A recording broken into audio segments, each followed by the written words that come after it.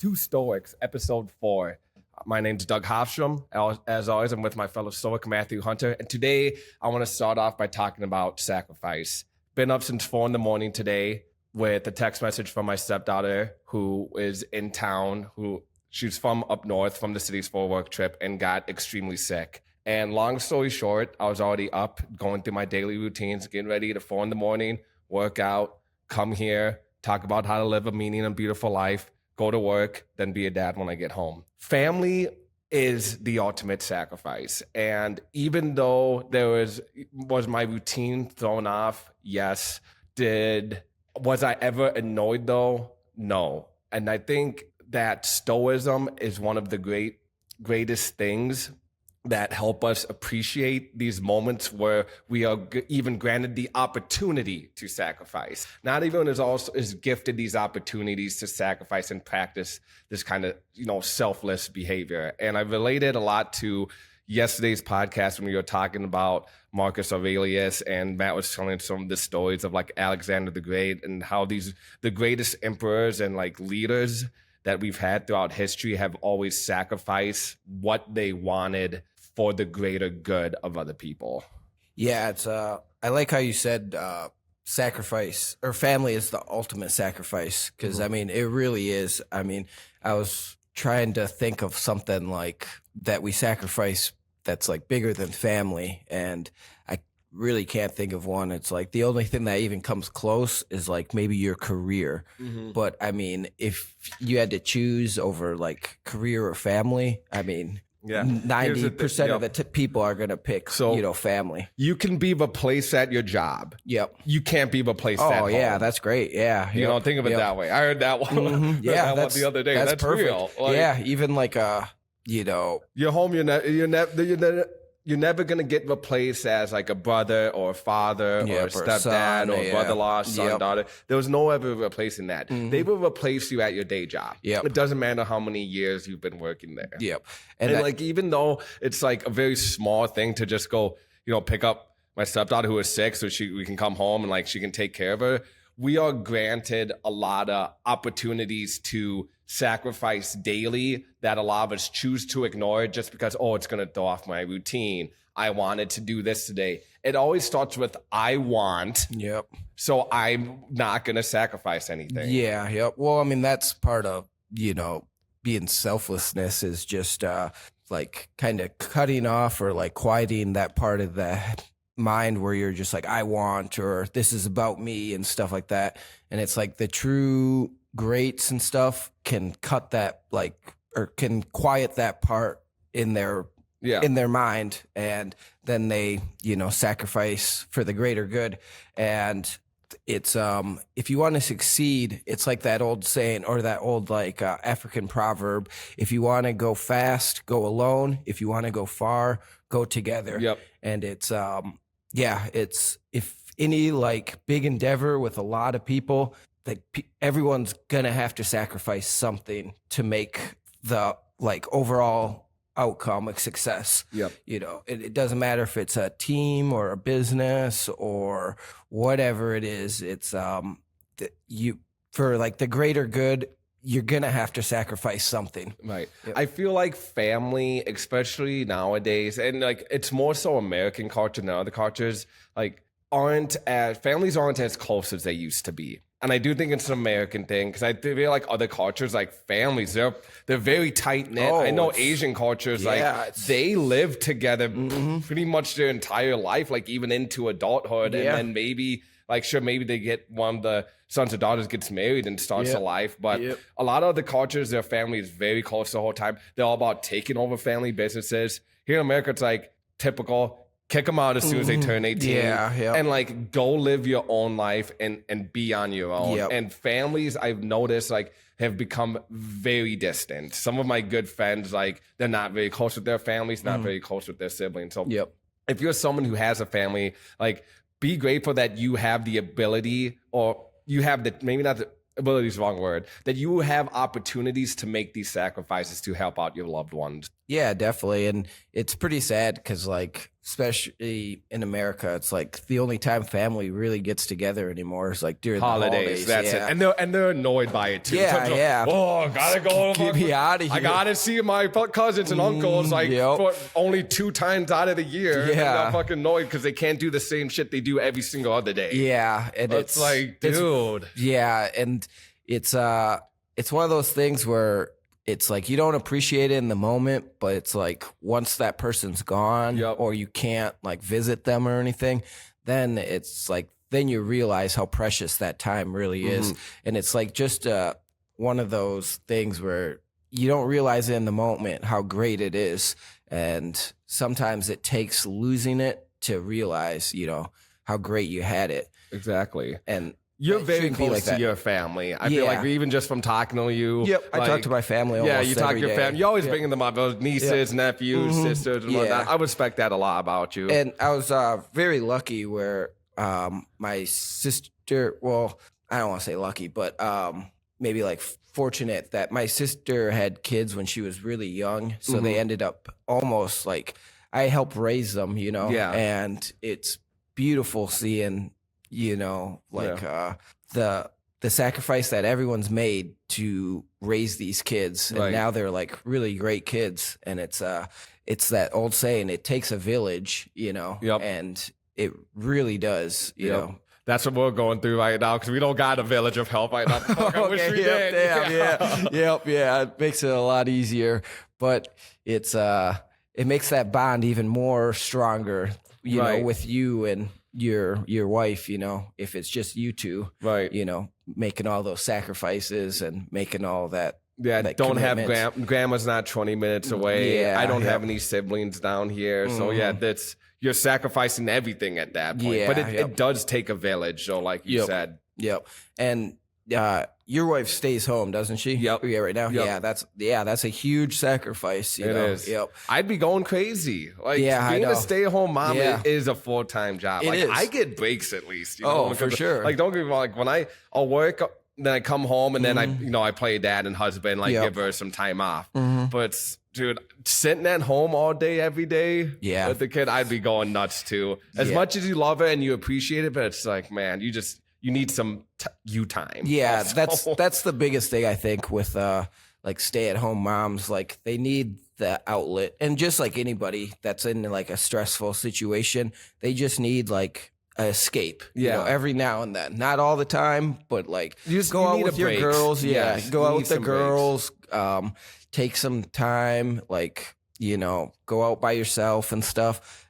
Because it's the families or like the people at work and stuff that never get a break, that eventually just fall apart. They go nuts, and it's like that old saying, I think it's in The Shining, but all work and no play makes something go crazy. I forgot his name, but it's so true, and it's, if you are in that like stressful situation, just make sure that you can find like escapes, find breaks, because if not, you're going to lose your mind, It doesn't matter what job you're doing. Now, did Marcus Aurelius, did he only have the one brother or did he have other siblings too?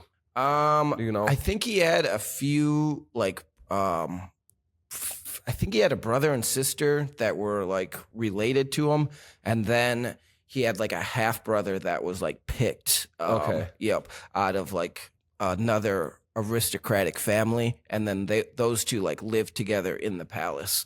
So he didn't see his like immediate family a lot, but he was raised with like a half brother. Okay. Yep. So he got really close to his half brother. Yeah. Yep. They were really close. That's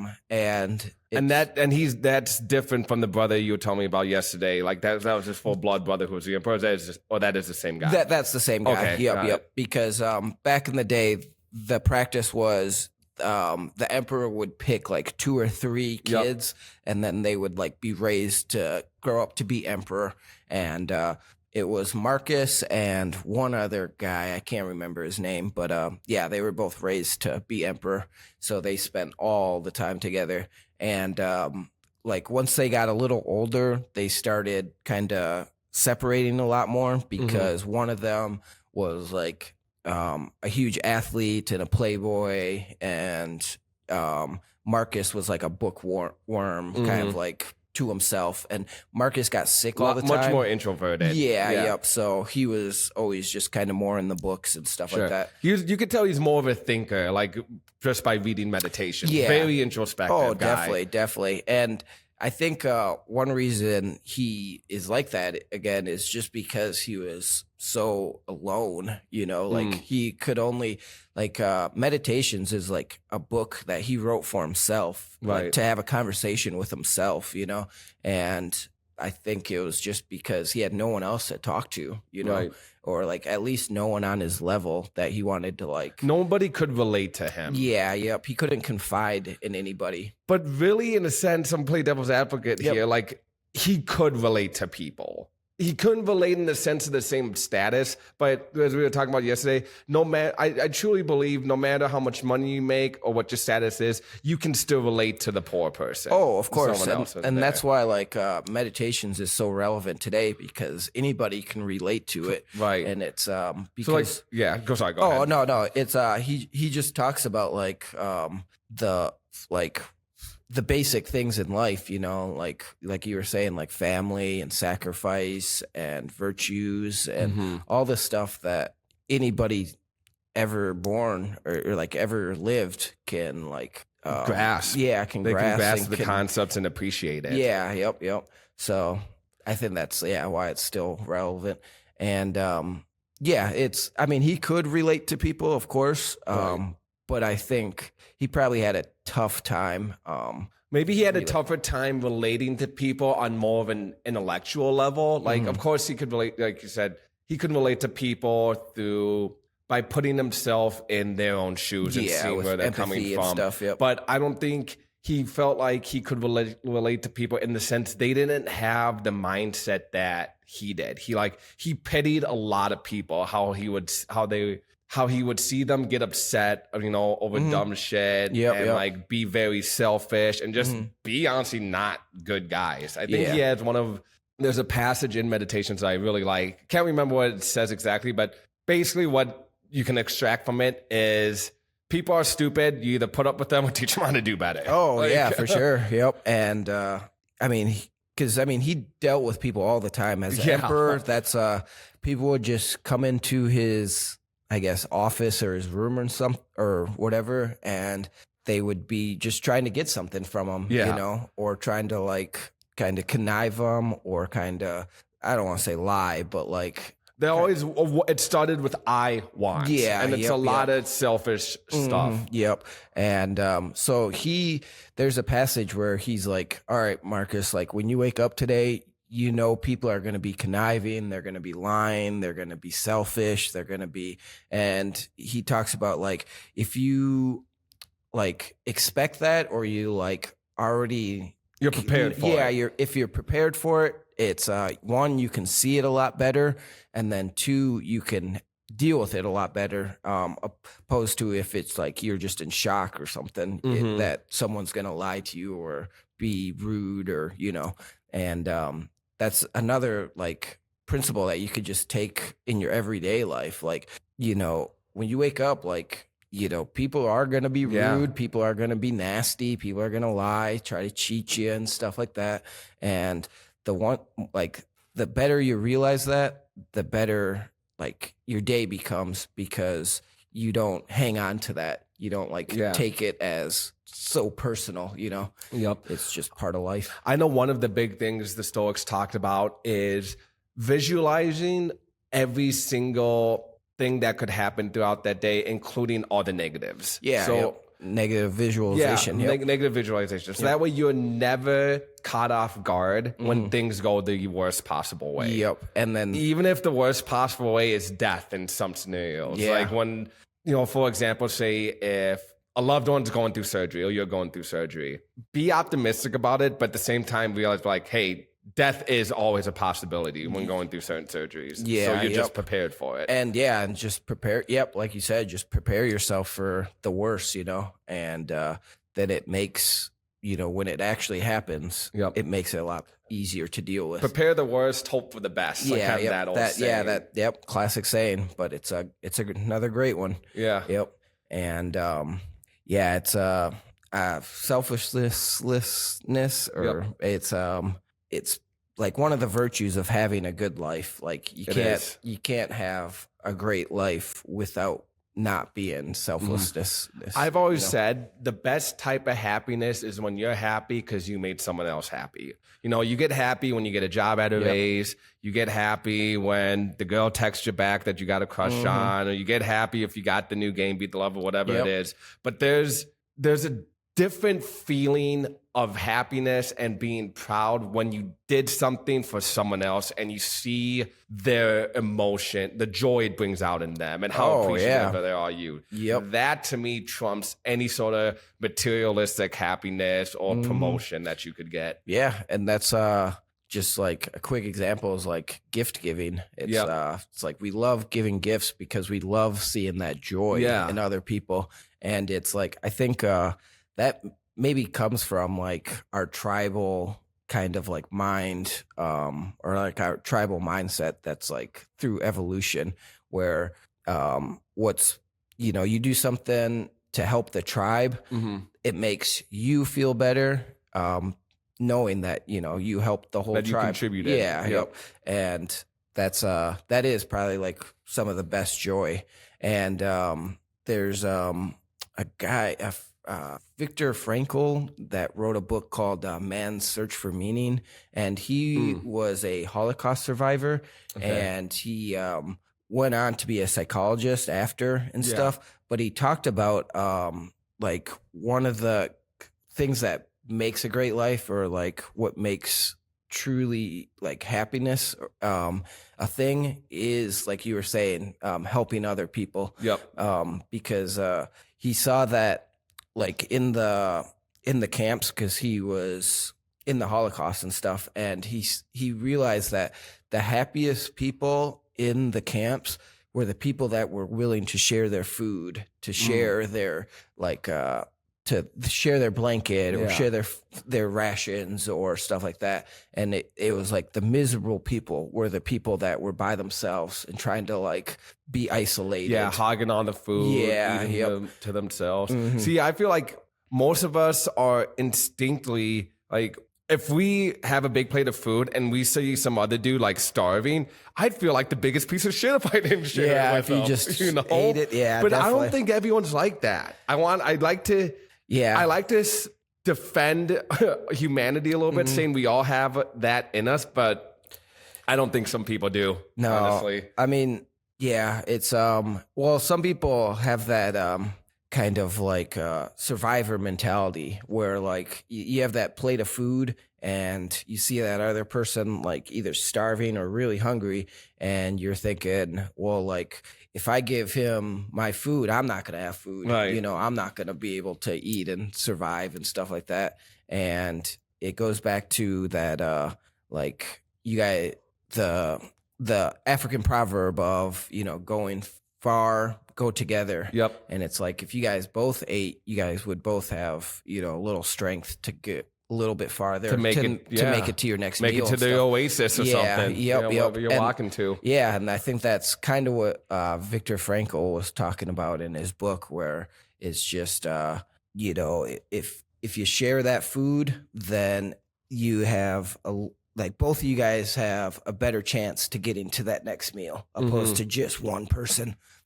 And then it's just like both of you guys have a better chance of survival if you guys are together than if it's just one of you, Yep.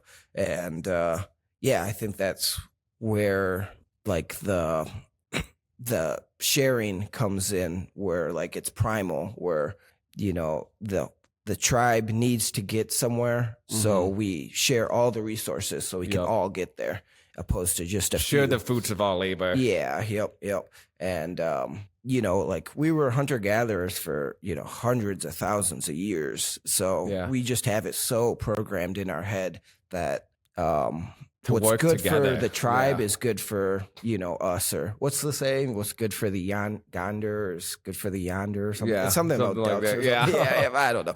But Some it's cool so sayings. true. We don't Yeah. be thinking of sayings like that anymore. yeah, I like know. we used to expect the worst, hope for the best. You're on thin ice, buddy. Yeah, Stuff like thin that. What ice. happened? People For stopped sure. thinking of cool sayings. to say Yeah, now. definitely. Well, they stopped going outside and living life. I know. Yeah, Yep.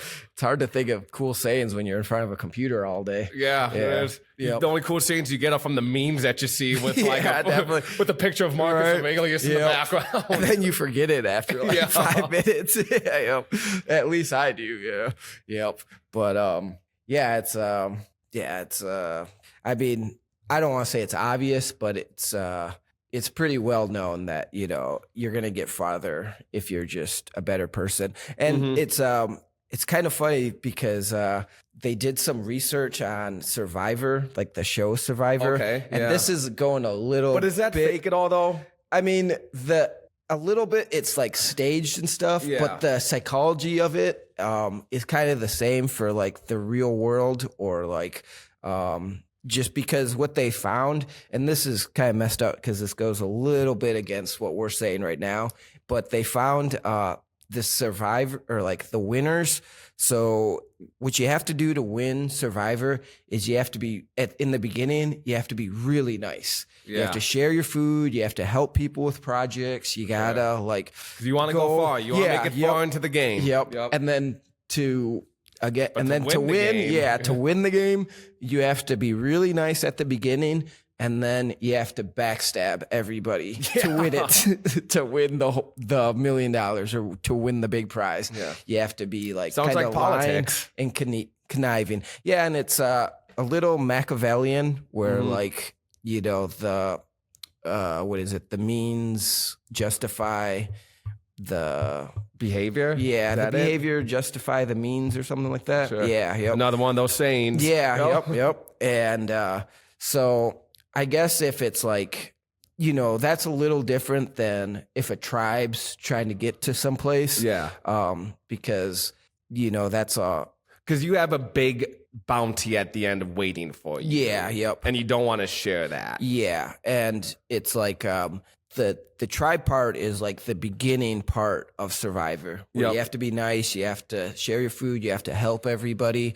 And then like the conniving and the Machiavellian kind of comes in with like business and like the business kind of world where, if you want to get ahead or you want that top position, I mean, it's that classic saying, like, nice guys finish last. Yeah. And it's like, you can't be that nice, like respectful, honest guy and then expect to get to the top. Can't be that way with women too, unfortunately. Yeah. At least with both of them. I think Marcus even has a passage about how, I need to find this one to share with you guys, but he has a passage about how the strongest men are the kindest. Actually, I'd have to try to find it on there because I want to actually read it. I'll try to find it for our next episode on there. And that goes a little bit with like that that saying of like you want to be a warrior in a garden than a gardener in a war. Yep. And it's like Jordan Peterson and like a few other like guys talk about this, and it's like you want to be capable or like the nicest like guys are the guys that are capable of extreme violence. Yes. The people that could just rip your head off or like jujitsu or boxing or, martial arts that could tear you apart, but they choose not to, and it's like, there's no, what they talk about is like, if you're not capable of extreme violence, you're not peaceful. You're harmless, and it's like you have to be capable of that extreme violence to be peaceful, because then it's a choice not to use that violence.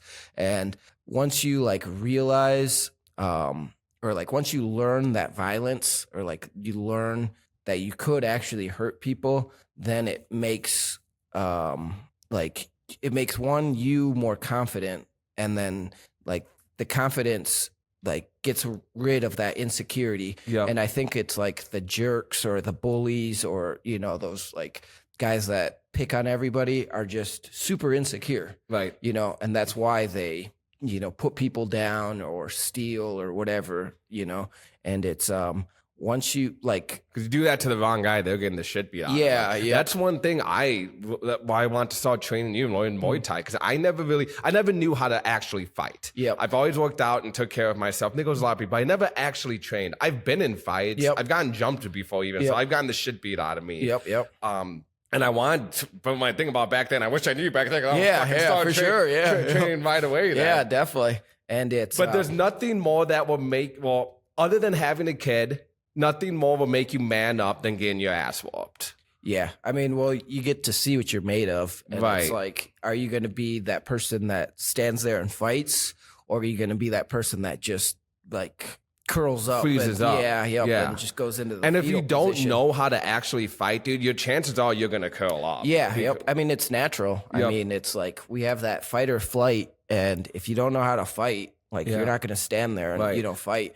You're going to try to, and like humans just in general, we try to avoid like conflict and fighting. We do everything we can to avoid Right. that. And As we should. Yep. Like, there truly never really is a reason for violence. Yeah. I believe that. yeah, yep. And it's, especially nowadays. I mean, there's so many resources Right. that people can share and stuff like that where you don't really need to. And even if like you feel like you're disrespected or something, it's like it's just not worth it. Yeah, When you think about it, like the outcomes of it, going back to think about all the negative situations. Say you're some dude, just say example, say you're out with your girl and some dude starts like saying some mean shit about your girl, calling her ugly, calling you names, or something that would make you want to beat the shit out of the guy. Yep. But even then, it's like, weigh the outcomes. Okay, I whooped this dude's ass for disrespecting me and my girl. I'm the one who goes to jail, though. Yep. Or break my hand. Or, like, you what know. are the outcomes? Like, and then when you think about, is that really worth it? Is it worth me getting in legal trouble that could potentially have me lose my job just because I let this fucking idiot get under my skin? Yeah. And I love watching like the videos of like guys that can actually like fight or could actually fuck people up, and then like they get into it with someone and they just like walk away. Yeah. And it's not even a big deal. And like everybody knows that like, bro, like this dude could kill you. Like Right. why are you, you know, and that is like more courageous or like takes more like courage. Talk about the self-restraint on those guys. Yeah, Holy exactly. crap. Yep. Like, seriously. And- Imagine someone just poking you in the chest and you know you could just kill, but they're just taunting you. I know. Like, And come on, dude. That's why we like love those guys, because we know that like these dudes are warriors. Like you're fucking with a warrior your that battles. that could kill you. Like, and you're so lucky he chooses not to. That he chooses like peaceful. Because they view that there's no honor in that. Yeah, in exactly. That victory. That's what there's I no was gonna honor say. in that victory. Yeah, if you're just like, then you're a bully. Yeah. You know, if you're just beating up some guy that can't fight and like you can fight, that it's like, there's no honor, there's no respect in that. You know, and it's pretty dumb just and to get violent about, you know, some dumb shit. Yeah, was Marcus, would you say, was he a violent guy? Because he did fight in a lot of wars and a lot of battles, fight right? in a lot of wars, but he wasn't super violent. Did they start the wars? He actually kind of lost a lot of the wars. I mean, Really? he wasn't the best general, but he wasn't the worst. I mean, like he beat back the barbarians or like the Germanian tribes, but it took him like a long time. And like other generals probably would have been like more violent, where they just like go into that land and just slaughter everybody. But Marcus was kind of more of a diplomat. Yeah. Diplomatic about it. Let's solve this with.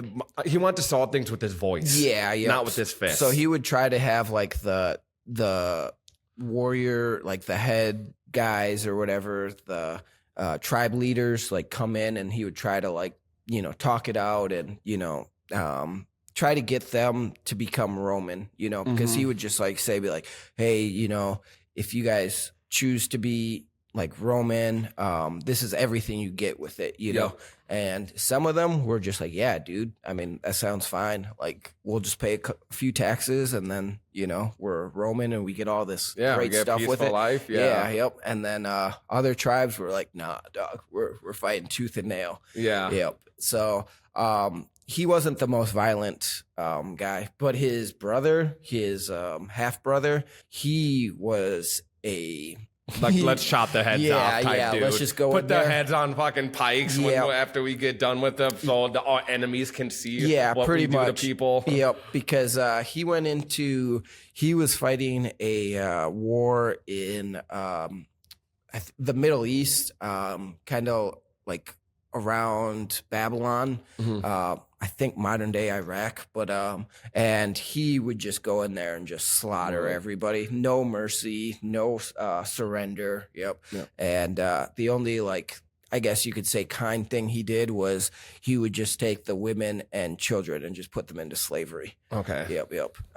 Instead of slaughtering them, you know. Right. But so Marcus wasn't really the best warrior either. Like the best fighter. Best soldier. No, you wouldn't think of him as the greatest general. Like, he was a great emperor, but maybe not the greatest general. Yep.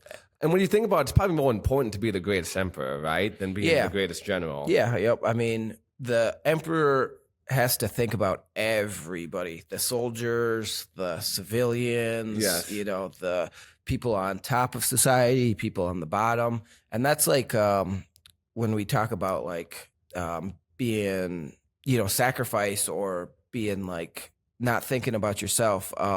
That's one reason people didn't like democracy back then, and they thought like a king or an emperor was better than democracy. This is what Socrates like argued too, and he thought that, or they thought that, democracy, you're only thinking about yourself. Like, you know, you go in and you vote for your best interests, you know, and that's all you think about.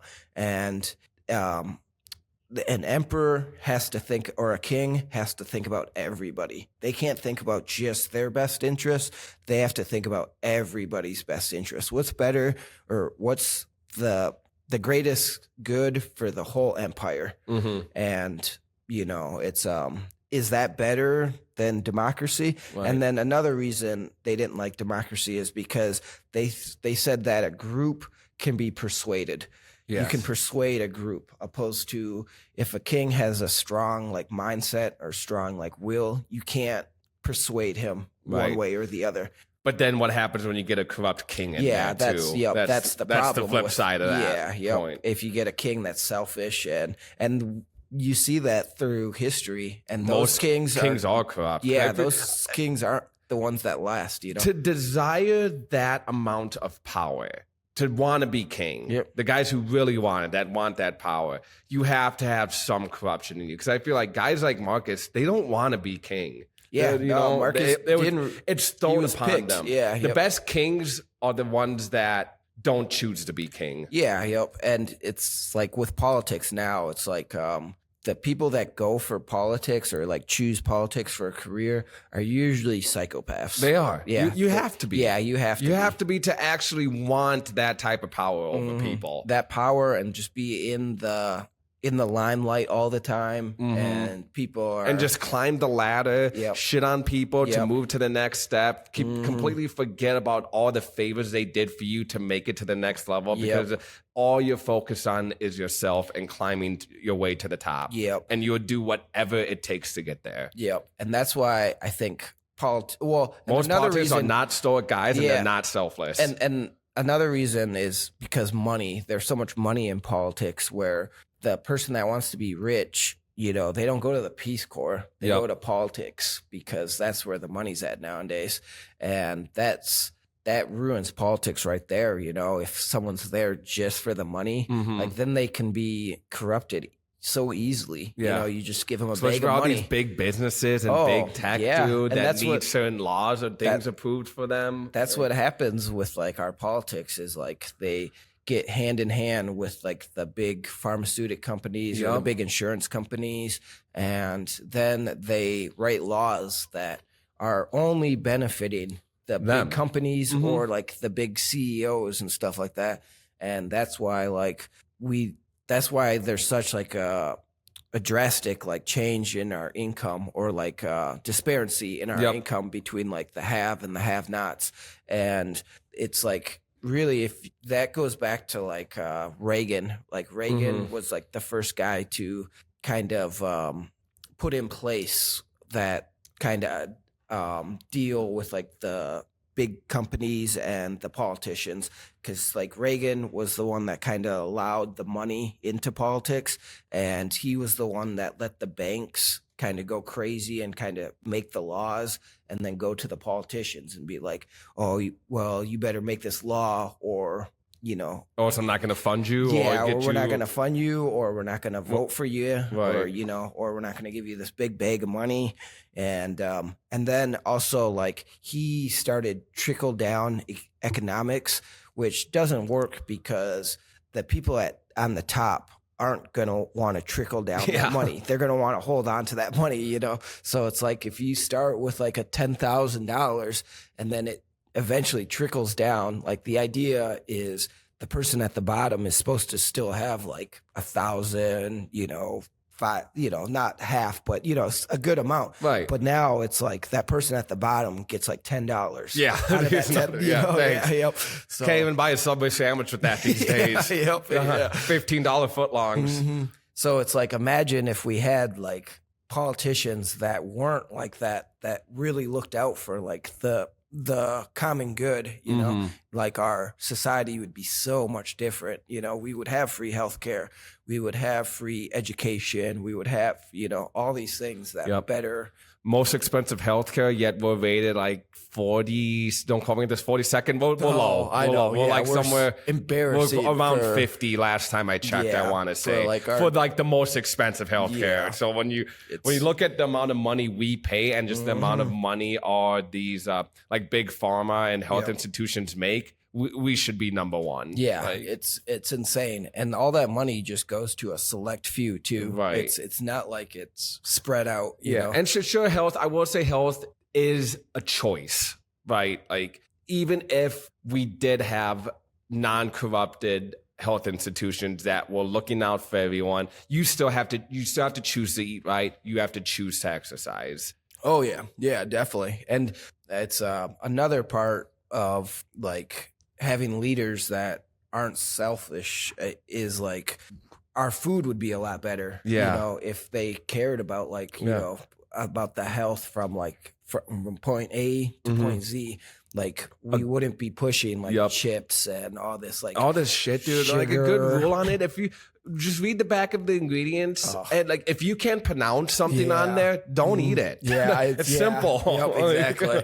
And it's like, and the sugar too. It's like sugar is like one of the leading causes of like heart disease and obesity and all that stuff. And it's in everything. And like most countries, they have like a limit or like restrictions on like how much sugar, you can put in it. Yeah, not how much us, like dude. Bullshit you could put in your food. Yeah, not us. Yeah, because it's all about profit. Dude, the one thing I was a little resentful of my parents for is like my mom. She just let me eat like shit growing up. I feel like a lot of kids did. Parents growing up in the 90s had a case of Mountain Dew there. I could just go grab one whenever. Pizza rolls, like fast food wasn't a big deal. No, they're like, let's go grab McDonald's. No, definitely. And one thing, like we weren't as health conscious as we are like now, because like back then we didn't know.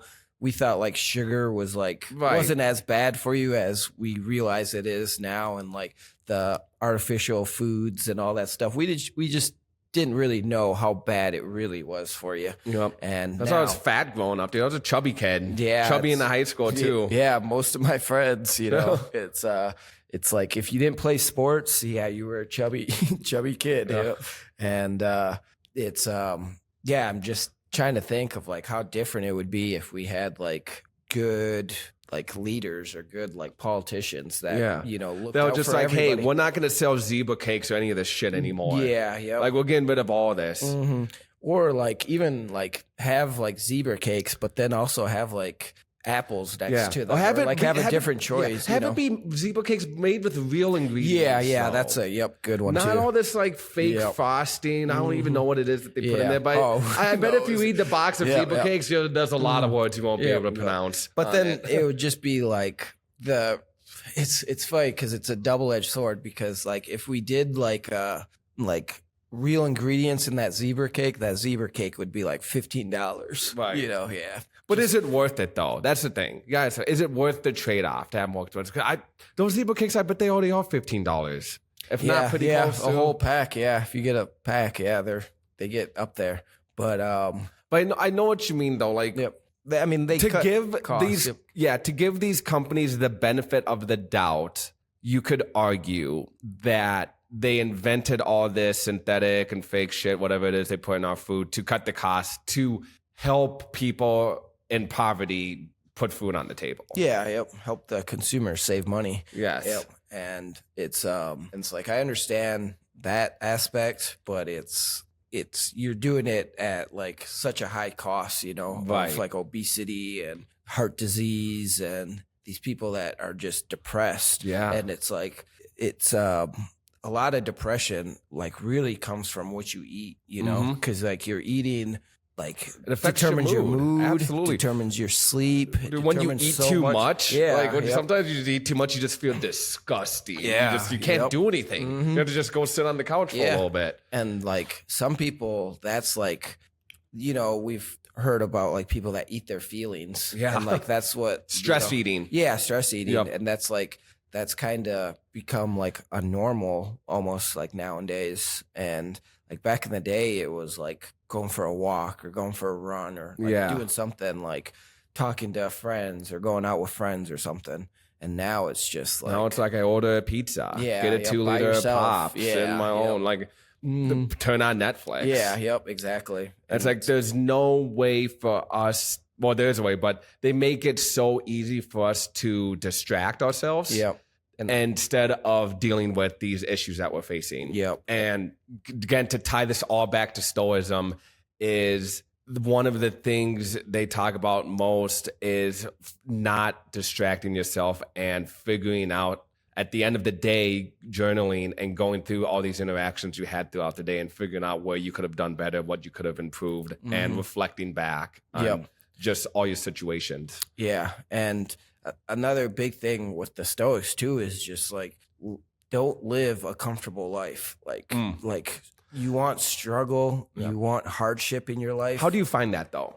If someone lives a comfortable life, how do you go and find it? Instead of ordering that pizza, you make a salad, and just like little things like that. Instead of watching Netflix, go for a walk, read a book. Read a book, or like go for a run or go to the gym or something. And it's like you gotta have that balance of comfort and struggle. And it's like, if you go to the gym and bust your ass for an hour, then come home and watch Netflix for an hour, or like, because then you have both. But what happens now is like people are just getting so used to that comfy life, and which is like evolutionary too.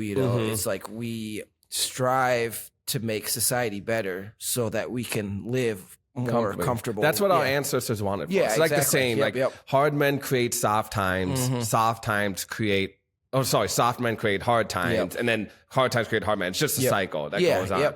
But like we owe it to us. This is something I've thought about too, actually, ever since I started studying and practicing Stoicism and like becoming that. Like I was dealt a very good hand in life. I have just having both parents in my household alone like puts me ahead of most. Both my parents were teachers who didn't make a lot of money, but they're smart with their money. Grew up in the burbs, middle class life.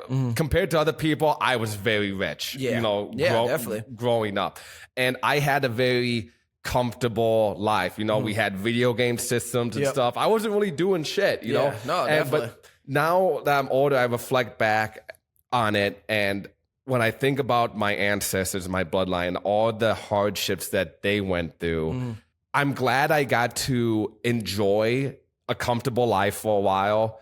But now I'm like, okay, I've spent time playing the video games. I've spent time watching the TV. Now it's my turn to pay back my ancestors and make sure that my future bloodline is going to have those soft times also. Yeah, and then that's the where like evolution or our progress comes in, where we want an easier life for our kids. Yep. And it's like whatever we can do, whatever we can sacrifice to make our kids' lives easier, we're gonna do that.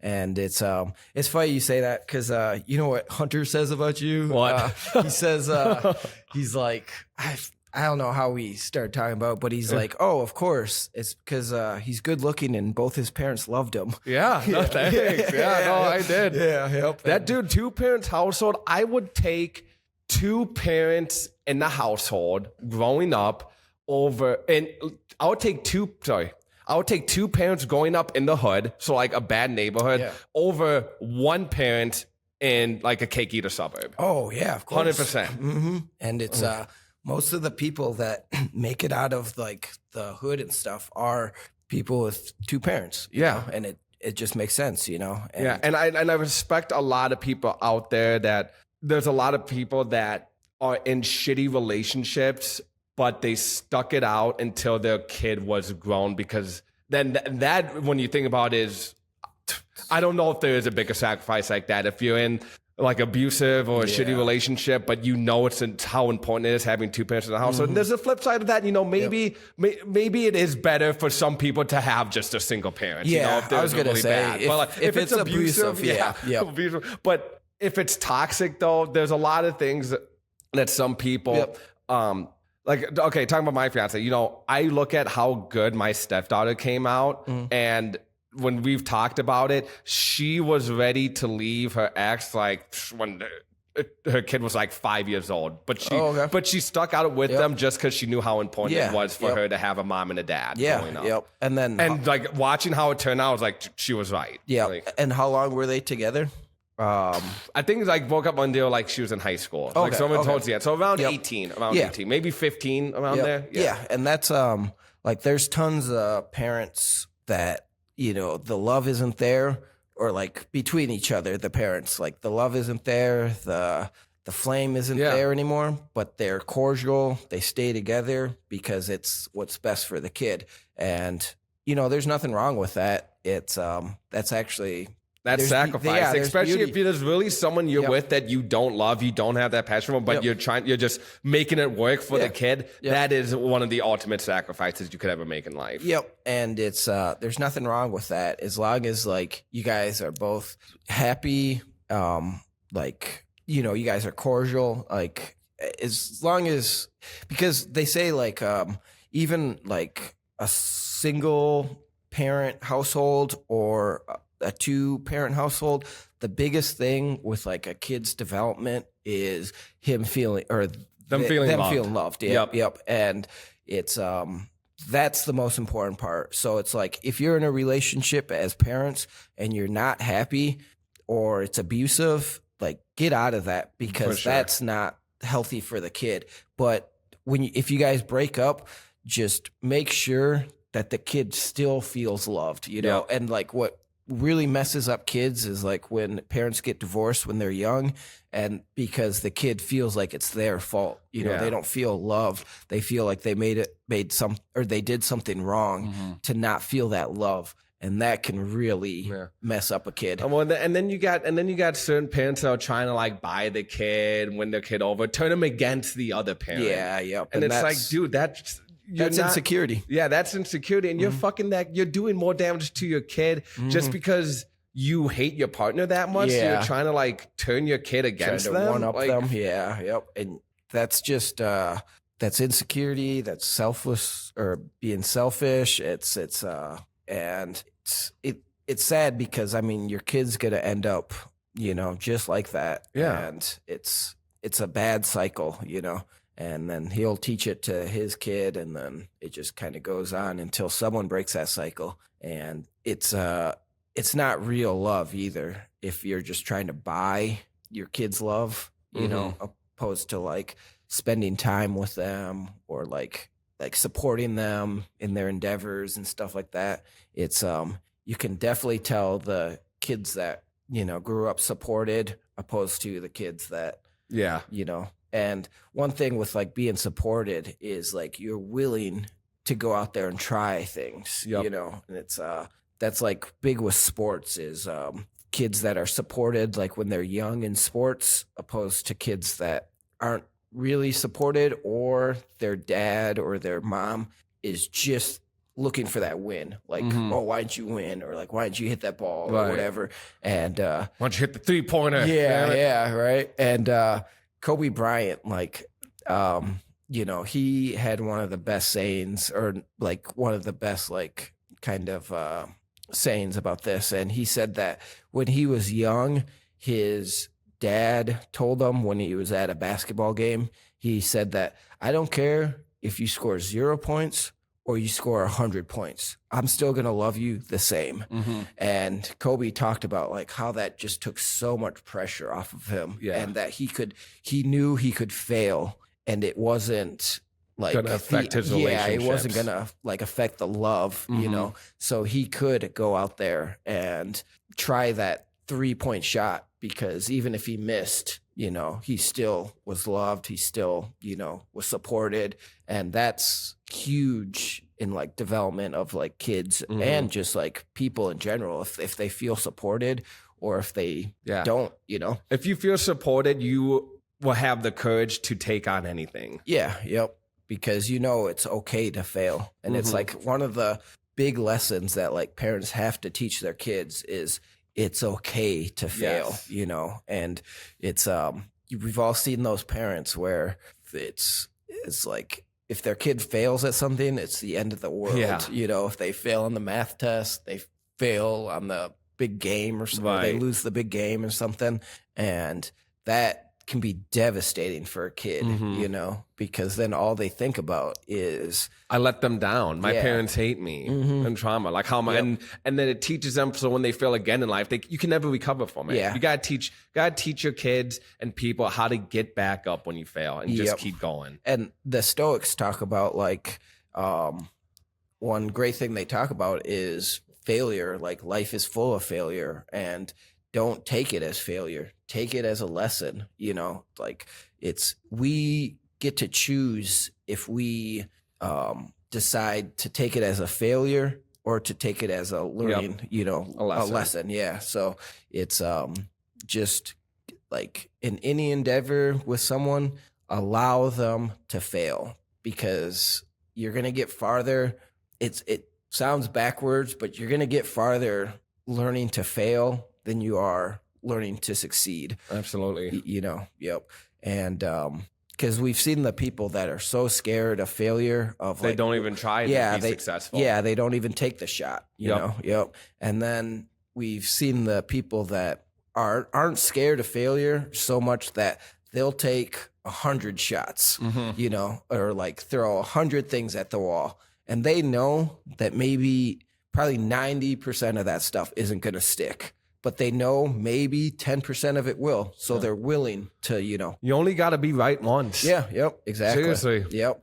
And it's like going back to Stoicism, it's about controlling those emotions, about controlling the fear of failure, controlling the fear of letting people down. And that's like another big part of failure is like you feel like you let people down.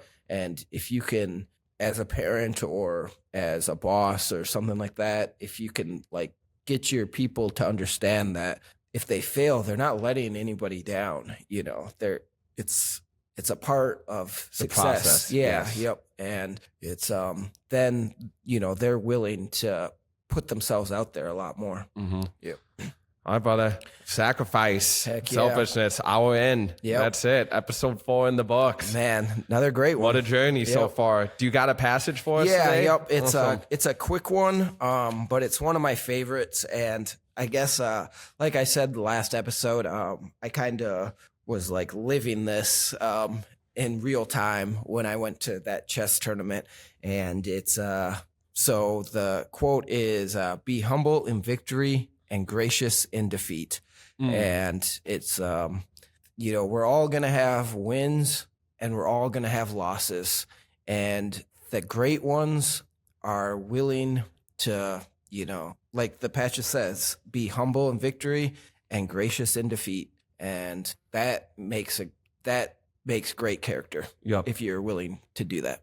Awesome. Yep. And with that It being was great said, when it thank you, ties guys. into it. Yeah. Yeah, Thank yep. you. Yeah, Join thank the you, guys. conversation below too, guys, in the Yep. comments. As Matt said last time, all the subscribes, likes, shares, it all helps us greatly. Small podcast, small channel, just starting off, but this is the beginning of our own journey into Stoicism and to be bettering our lives. And I would love to hear your own feedback, how this podcast, or maybe just how Stoicism in general also helped you.